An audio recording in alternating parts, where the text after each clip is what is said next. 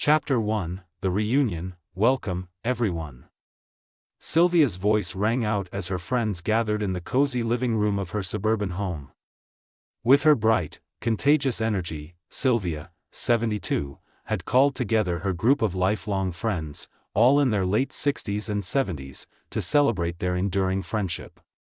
What started as a small gathering of close friends had grown into a reunion of people who had stayed connected, sharing life's ups and downs.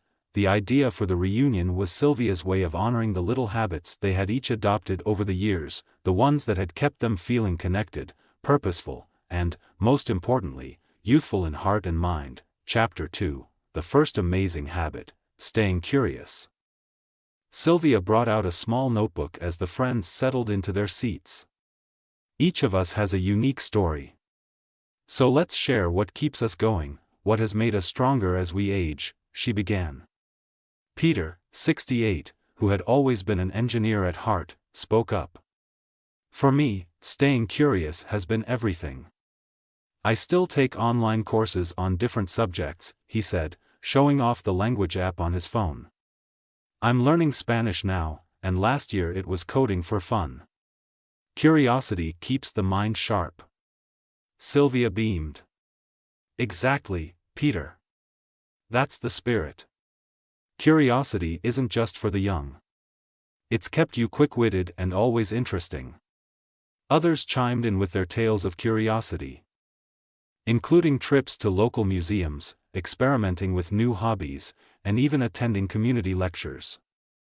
They realized that curiosity kept their minds fresh and gave them new perspectives. Chapter 3, The Second Habit, Staying Physically Active. Margaret, 70, nodded in agreement and shared her story next. I may not be running marathons, but I do yoga every day, she said, smiling as she stretched her arms. And I walk every evening. Everyone agreed that staying physically active, even in small ways, had been crucial. John, a former firefighter and now 73, chuckled as he mentioned his daily walks with his Labrador, Bella. Bella keeps me accountable. Every morning, without fail, she's at the door with her leash, practically begging to go outside.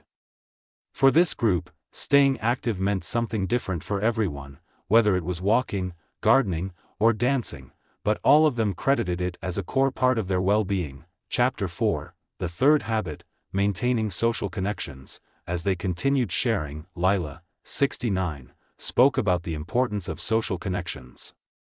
We have each other. That's a gift, she said warmly, looking around at her friends. I've also started volunteering at the community center, where I've met wonderful people of all ages. Sylvia pointed out how staying connected to others brought joy and purpose. We can't underestimate this, she said. Social bonds are what keep our spirits alive, especially in later years when loneliness can sneak up on us. One by one, they shared how friendships, family, and new connections had filled their lives with meaning. This reunion itself was a testament to the value of maintaining relationships and creating new ones. Chapter 5, The Fourth Habit, Embracing Gratitude. Sylvia then brought up the fourth habit, a simple but powerful one, gratitude. I keep a gratitude journal, she revealed. Every night, I write down 3 things I'm grateful for. It's amazing how it changes my outlook. Her friends agreed, sharing how small acts of gratitude made a difference in their daily lives. Gerald, 75, talked about his evening ritual of simply looking at the stars and feeling grateful for another day. I think it's helped me more than any medicine could, he said. Through their gratitude practices, they felt a deeper connection to the world around them, a quiet strength that helped them navigate life's difficulties. Chapter 6, The Fifth Habit, Continual Learning. Next, Peter spoke again, passionate about the idea of lifelong learning. We're never too old to learn something new, he said, referencing his latest venture into Spanish. It's not just about the knowledge, it's about challenging ourselves. Others in the group had embraced similar practices, reading, joining book clubs, attending workshops, and keeping up with current events. Margaret had taken up painting, something she'd never tried before. I never knew I had it in me, she laughed, sharing photos of her latest artwork with her friends. In learning, they found resilience and excitement, a feeling of growth even in their later years. Chapter 7, The Sixth Habit, Giving Back. Finally, Sylvia introduced the sixth and final habit, one they all resonated with deeply: giving back. Each person around the room had found ways to make a difference, no matter how big or small. Gerald shared stories of mentoring young people in his community. "I see a bit of myself in them," he admitted. "It's a gift to be able to guide someone and share what life has taught me." Sylvia herself spent weekends helping to organize donations for local food banks.